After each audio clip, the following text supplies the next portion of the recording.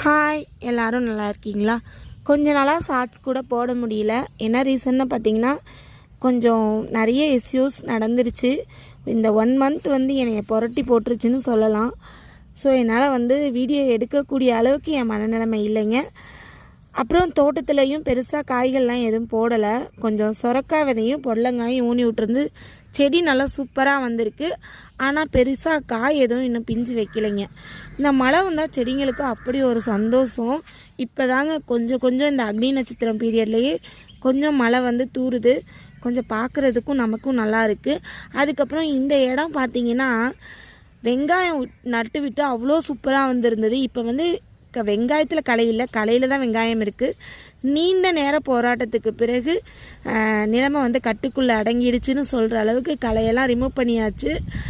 கொஞ்சம் வெங்காயமும் எடுத்துட்டேன். ஒரே ஒரு சொரக்காய் பிஞ்சு விட்டுருக்கு.